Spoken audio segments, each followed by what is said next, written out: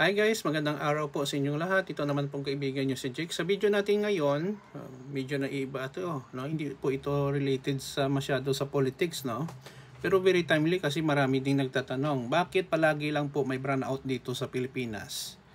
'Di ba? In one way or another, kung matagal ka na dito nakatira sa Pilipinas, naka-experience ka talaga ng tinatawag na brownout. Ano ba mga dahilan? Okay, masolusyonan pa ba ang brownout dito sa Pilipinas or ganito na lang hanggang mawala tayo sa mundo? Joke lang po. Lahat naman tayo pupunta doon. So kung bago lang kayo sa channel ko at gusto nyong video na ito, paki-like lang po, share, and huwag kalimutang mag-subscribe. Isa sa pinakamatinding problema na kinakaharap ng mga Pilipino ever since the world began, kumbaga, ang brownout. Ang brownout guys ay problema yan kasi dito sa Pilipinas, tropical ang ating klima. Kung brownout, mainit, hindi tayo makapag-turn on ng ating aircon or magpalamig or electric fan. At saka kung may ginagawa tayo kung brownout, hindi tayo makagawa. Especially we are doing some research, nagbibinegosyo, nagtitinda ng halo-halo for example or iba pang bagay. Ang elektrisidad po ay napaka-importante po sa ating araw-araw na gawain at pamumuhay. Kung walang electricity, wala tayong internet, malubat ang ating mga cellphone, computers, iba pang kagamitan, refrigerator, hindi tayo makapagluto kung electric stove ang ginagamit natin. So ano ba ang mga dahilan? Okay? At saka isa pa, mahal ang kuryente dito sa Pilipinas, pero mag-focus muna tayo sa brownout. Bakit may brownout dito sa Pilipinas? Hindi ko sinasabi sa ibang bansa walang brownout. May brownout din pero dito palagi. Una-unang dahilan, kakulangan ng supply ng kuryente. Hindi sapat ang power generation kumpara sa demand. Mas maraming gumagamit kaysa napoproduce. Lalo na tuwing summer or dry season kung kailan mataas ang konsumo ng kuryente. Halimbawa po guys, aircon, electric fan. May mga planta ng kuryente na nasira or nasabak sa maintenance kaya bumaba ang power supply. Ikalawang dahilan, kalagayan ng panahon.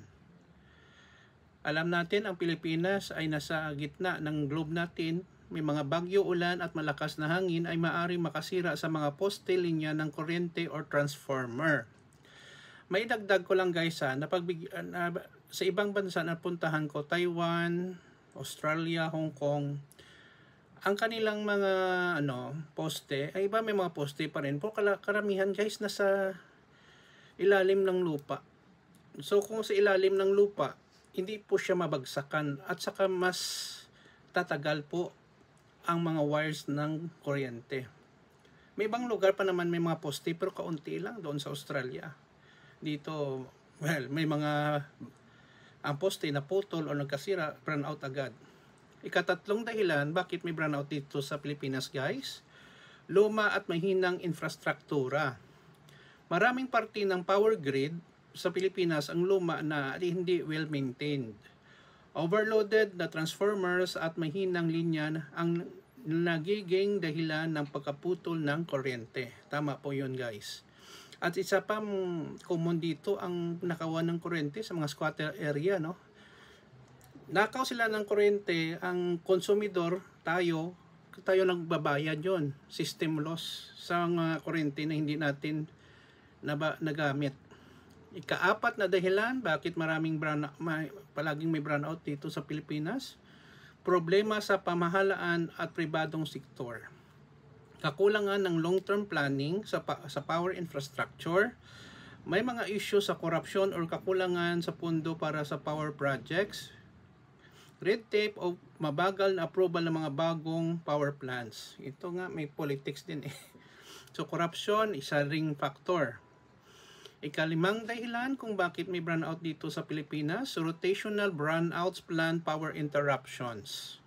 Kapag hindi sapat ang supply, ang mga electric cooperatives ay nagsasagawa ng rotational brownouts para mabalanse ang supply at demand.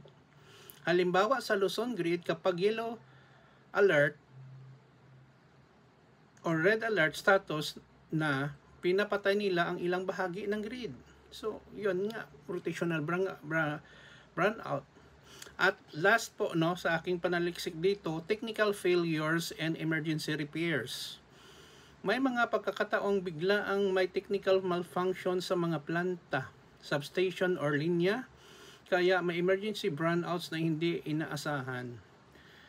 So, yun po guys, ang 6 na rason kung bakit may brownout dito sa Pilipinas. Sana po may natutunan po kayo. So, ano bang magawa natin? Siguro, magtipid-tipid lang siguro tayo ng kuryente at hindi magnakaw. Or sa time will come, baka meron tayong ng nuclear power plant, medyo may bawas-bawasan po ang brownout. Yun lang po guys. Kung may comment kayo dito sa ating video, pakilagay lang po sa comment section ng ating video. Mahal ko kayo.